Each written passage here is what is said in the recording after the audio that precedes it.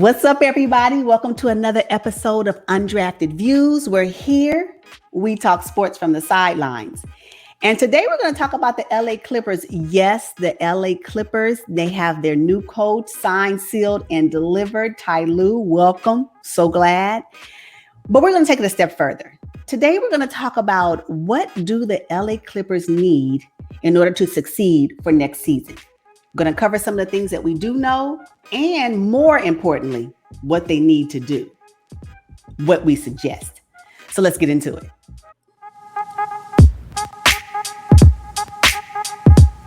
Okay, here's what I know.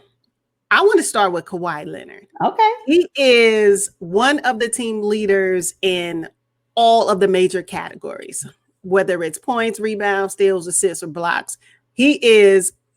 He's leading the pack.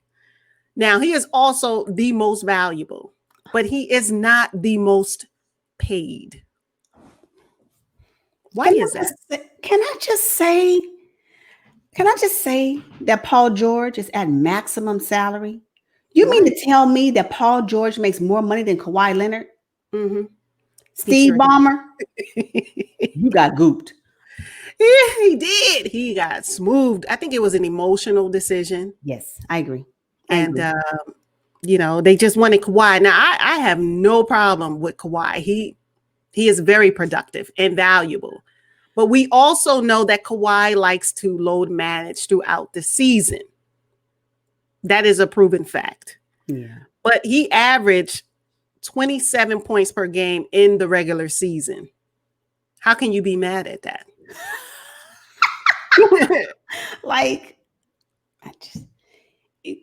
Actually, without Kawhi Leonard, they would not have offensively ranked fourth in the NBA points per game. They were fourth. They ranked fourth. I mean, Kawhi's production adds so much value to the Clippers team that it is hard to say anything negative about his production. Yes, right. We know he load manages, but guess what?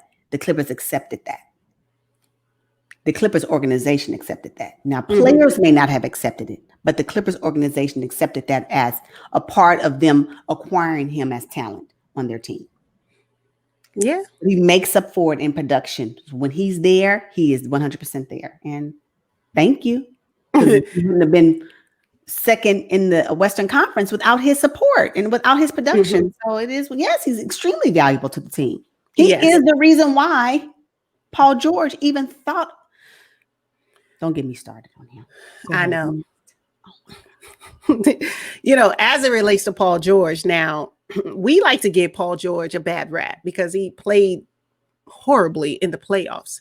However, he's productive, and I think he is a valuable member of the team. He has to be at his salary. Now, Paul George averaged 21 points per game in the regular season. Doesn't really sound like much if you compare that to the salary and all the money they have wrapped up into him as a player on the LA Clippers. Mm-hmm. But I'm going to need more from him. That's what we all know as well. Now, Patrick Beverley is another one. I think he's an emotional leader on the court only, because I don't think we hear much from him off the court. Right. No, unless it's in the playoffs and he's falling over a banister, laughing at somebody that missed a free throw. Other than that, there's nothing positive off the court. And I guess that's great, but you can't do that next year, Mr. Beverley. No. He averaged only 8 points per game in the regular season. And they signed him in 2019 to a 3-year deal. Patrick Beverley. Yeah. And he averaged 8 points. I'm going to need more production from you, buddy. I know you were out with a couple of injuries. You had a calf injury, I know, in the bubble. I don't remember if you were out during the regular season. But making the money you make with the name that you made in the league, and you only averaging 8 points. Yeah. It ain't going to work next season, boo. Exactly. Now, when I think of Patrick Beverley, it's like hand in hand. You got to consider Montrezl Harrell. Of course. Yeah. Montrezl, here's what we know about Montrezl. He is up for a new contract. He is eligible to make 18 to 20 million a year. Mm-hmm. They must keep him. They have to. Currently, Montrezl averages just under 19 points per game. You cannot let that walk away. You can't let that walk away. Mm-mm. I don't care what you need to say.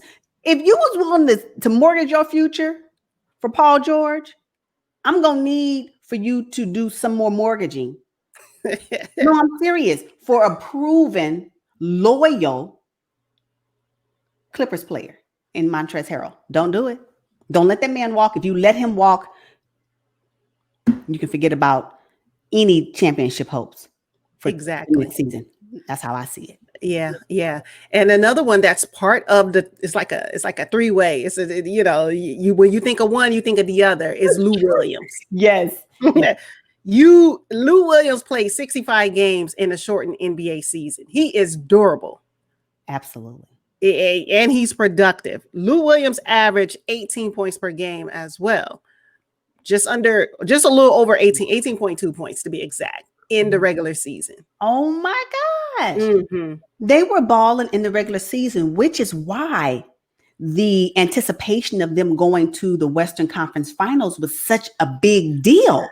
Yeah. You cannot tell me a team with this much production, aside from Pat Beverly, I'm really shocked at that 8 points per game average. That's horrible. But as a whole, even with some of their depth, that they did not even get to the Western Conference Finals.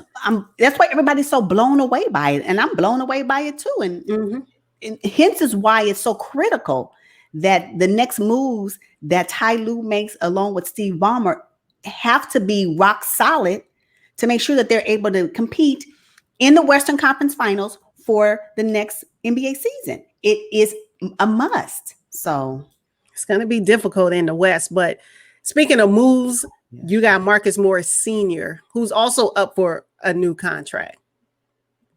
I mean, Marcus Morris, he played 62 games, so he's durable, and he averaged 16 points per game.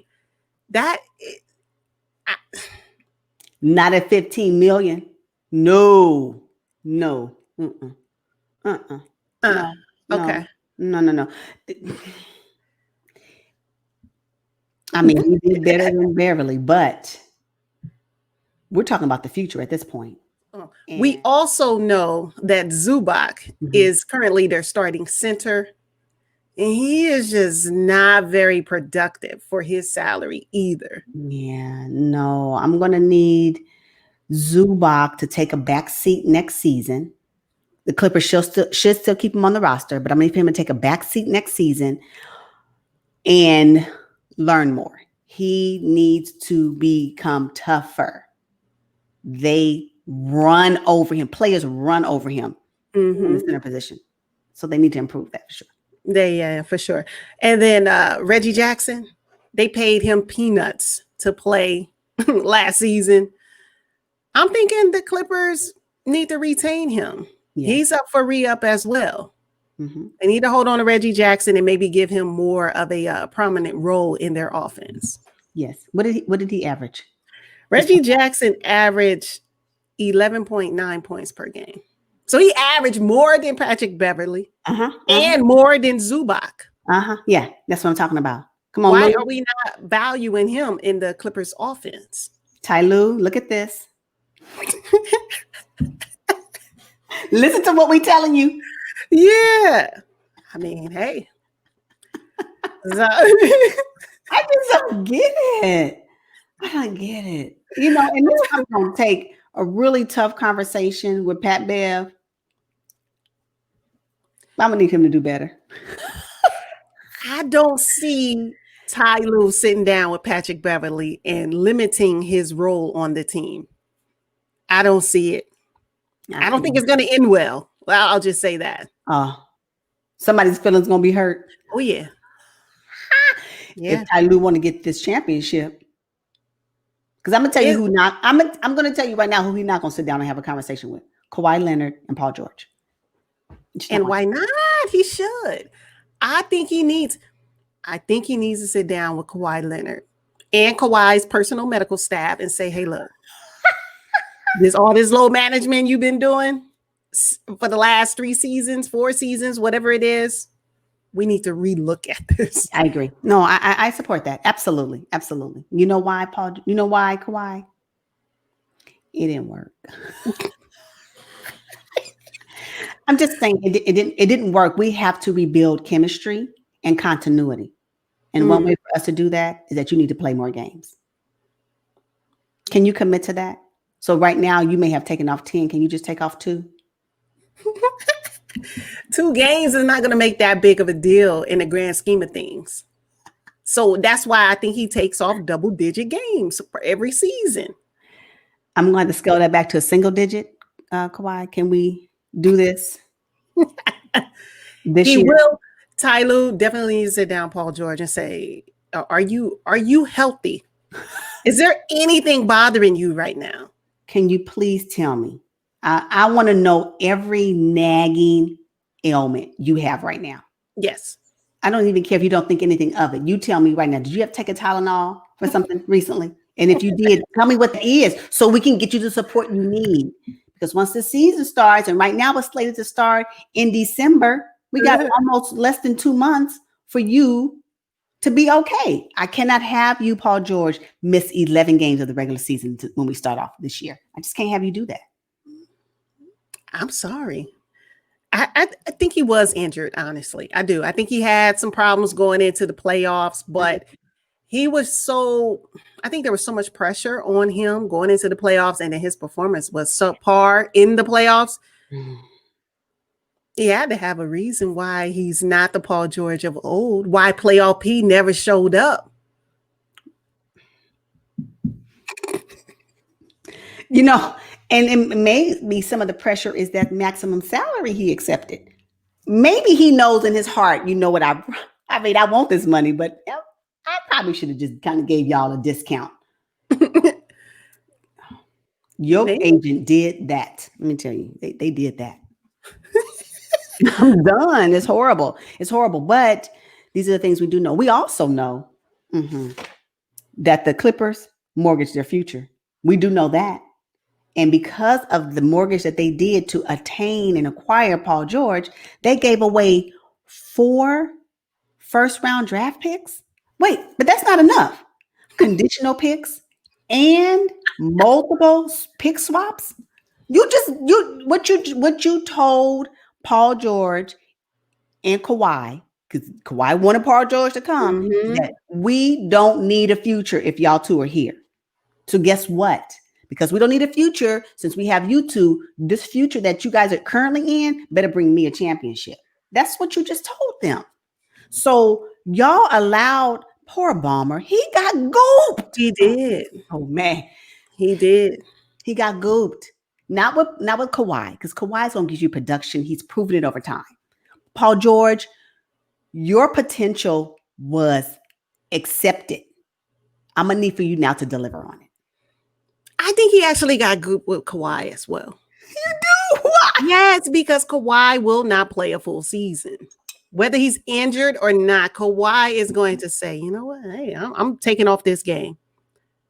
I'm taking it off. And it could be a nationally televised game. Kawhi Leonard sat down big games last season. He do not care. But I need him to care. He has to care. Yes. He has to care. That's what I'm saying. I'm hoping, as embarrassing as their departure was, that they change, that they want to, Kawhi and Paul George want to change how they interact and be basketball players, for next season, because they just can't do it the same way. But if Ty Lue can make it happen with some negotiation, he really the man. He's gonna be the player of the year. He do that. I mean, head coach of the year if he can do that. That's amazing.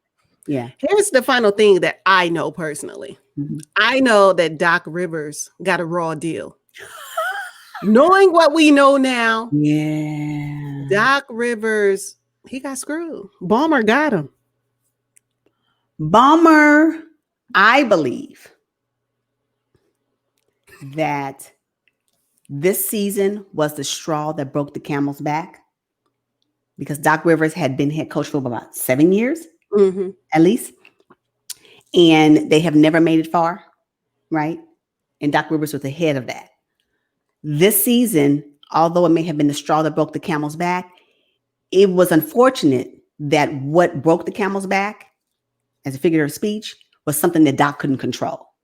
But I believe it was a long time coming, unfortunately. And also, I really think what heightened his departure was the fact that Ballmer trusted him enough to mortgage his future to acquire Paul George.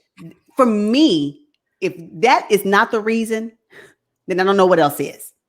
I believe that Ballmer would have been able to not even get rid of Doc had the team just lost.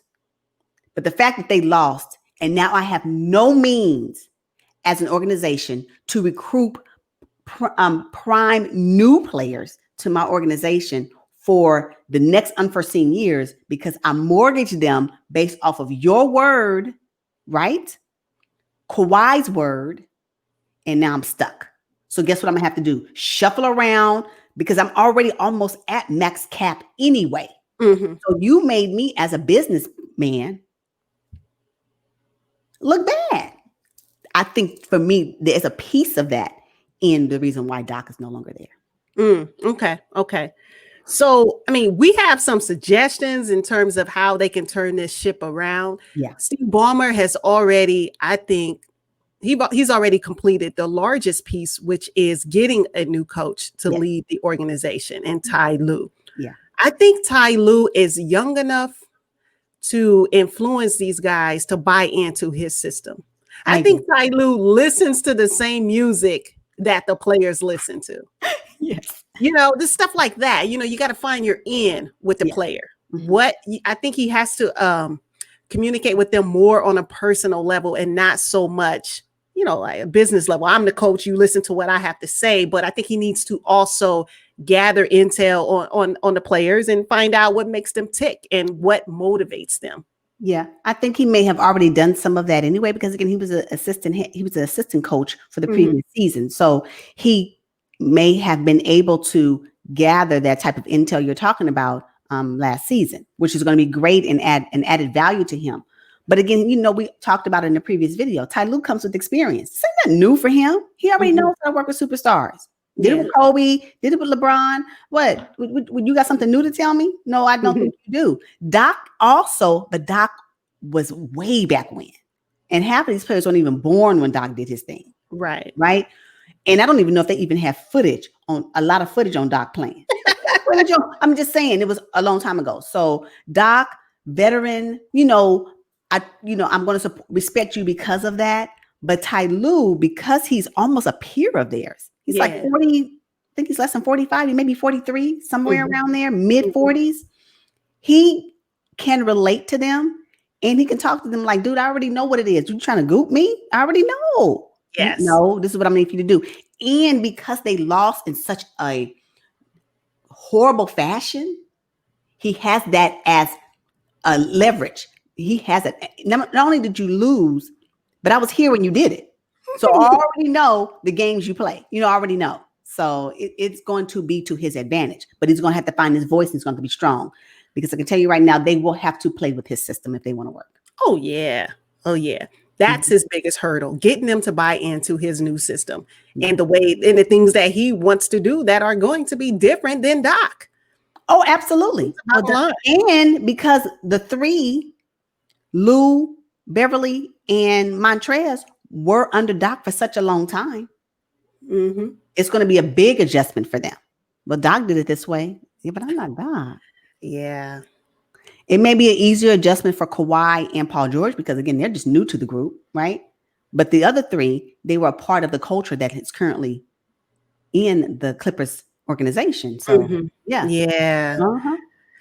Okay. I wish Ty Lue the best, but another thing I think Steve Ballmer and Ty Lue will have to come up with is finding out how and who is available to bring into the Clippers at the center position. Absolutely. They do need a dominant center position.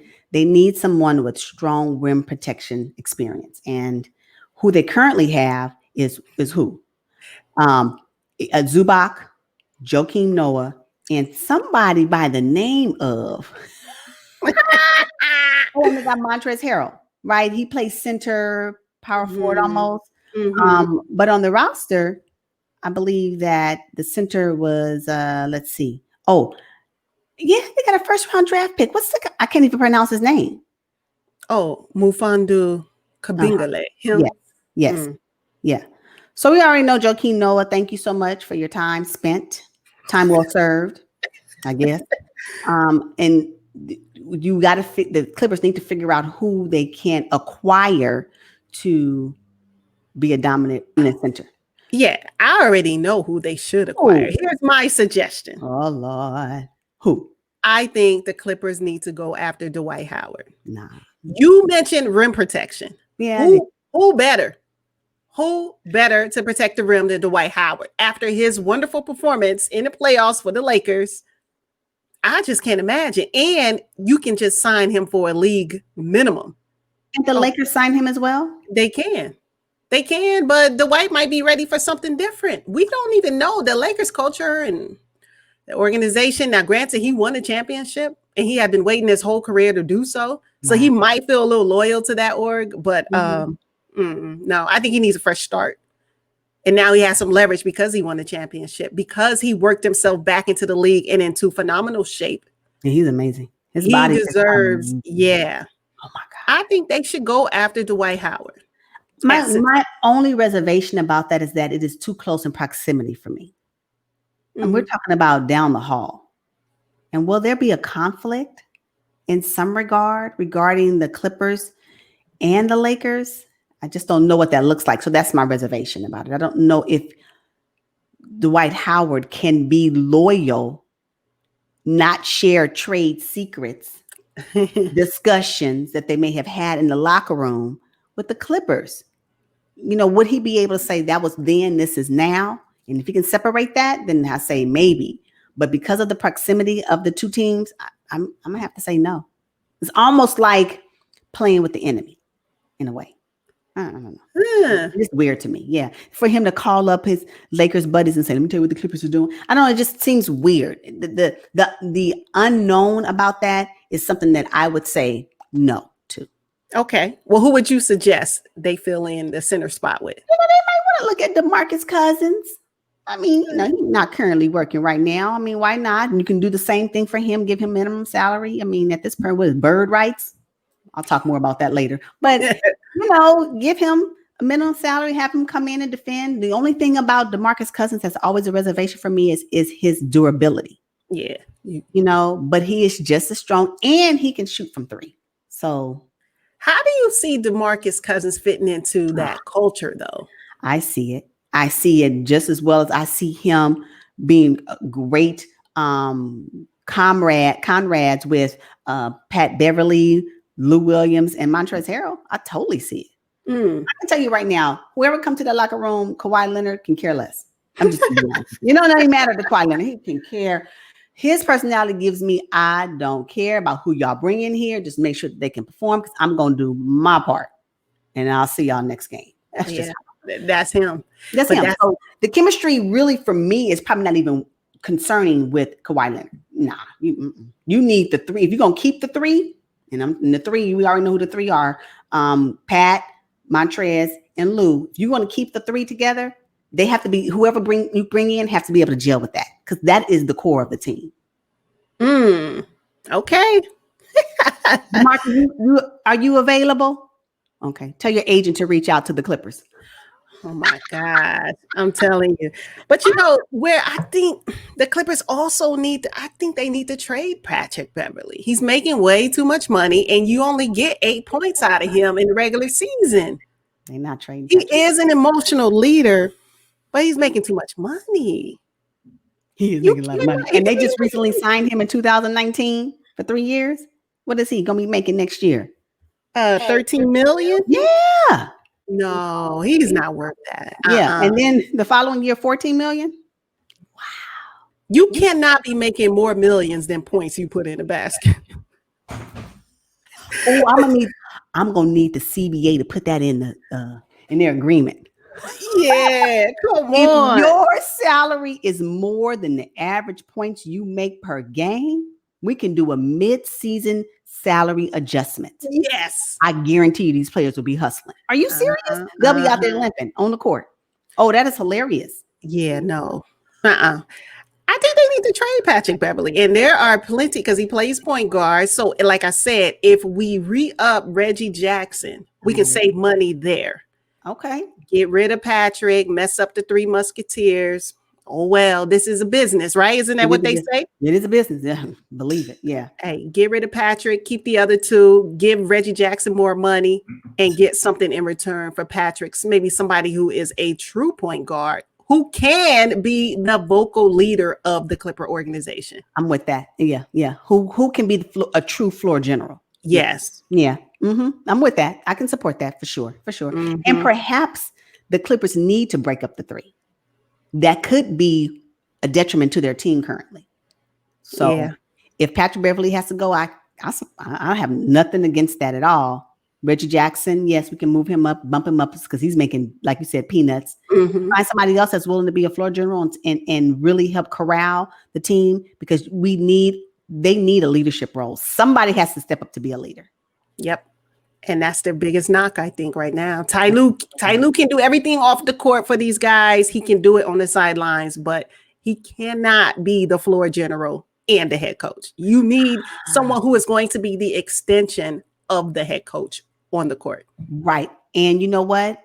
You will not get pushback from your superstar, Kawhi Leonard, or the star, they say, Paul George. You're not going to get pushback from that. Matter of fact, I believe their play requires someone on the team to be a point guard that is a floor general. Their type of play requires it. So I agree with that. That's not a bad idea. And maybe it is Reggie Jackson. I mean, what you bump him up for another $1 million? Give him, you ain't paying him nothing now. Right. I'm okay with trading Patrick Beverly. Who would take him? We don't care. But you just need to be on the Clippers. Yeah, somebody will. Somebody will. Yeah. And then, while we're reorganizing their salary cap in different positions, they definitely need to get rid of Marcus Morris Sr.'s $15 million per year salary. Marcus Morris, thank you for your production. If you want to stay on this team, I'm going to need for you to make $2.2 million. Matter of fact, I want you to make the same amount of money your brother made with the Lakers, and he got a ring.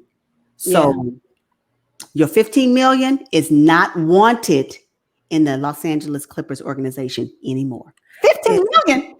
It's not. We need that money to give Montrezl. Yes. Otherwise, Montrezl is going to walk, and that would be crazy. I'm going to need for you guys to match whatever offer that some other team is giving him because he must remain on the Clippers. You need him. Yeah. Yep. So, and then lastly, I think Patrick Patterson needs to go as well.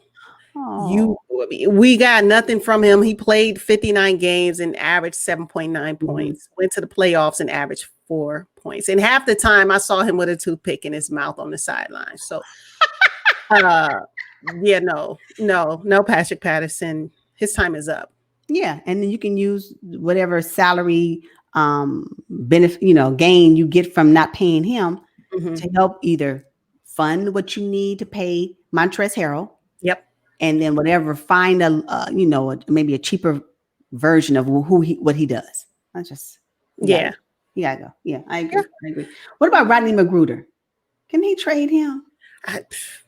I mean, I see him on the roster, but I don't recall seeing him play. Yeah, and I just think there needs to be something that if you're making over $5 million or more, you got to put in some production time because you are actually wasting cap money for someone who can be a more active and more productive player. He's making $5 million next year.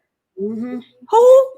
I know. And we need that money for other things. The Clippers need that money for other things. I just don't understand. Man, I tell you, this salary stuff it's deep. Yeah. Yep. And Steve Ballmer is willing to go into luxury tax and all that, which I wouldn't recommend because he's already gotten gooped. Oh my gosh. Yeah, I think that he's gonna have to do some serious negotiations And Ballmer, you a businessman. You already know how it is. So I bet you it won't happen to him again. You're gonna embarrass him again. Oh no. Oh no. Mm-mm. Mm-mm. Mm-mm. Fool me once, that's on you. Fool me twice.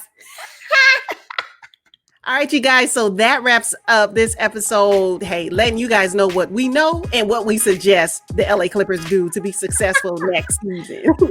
Right. Share what you think as well. Drop down in the comments. Give us what you believe the Clippers need to do for the next season to succeed. I know there's a lot of comments and a lot of opinions out there. Share them with us. We would love to dialogue with you in the comments.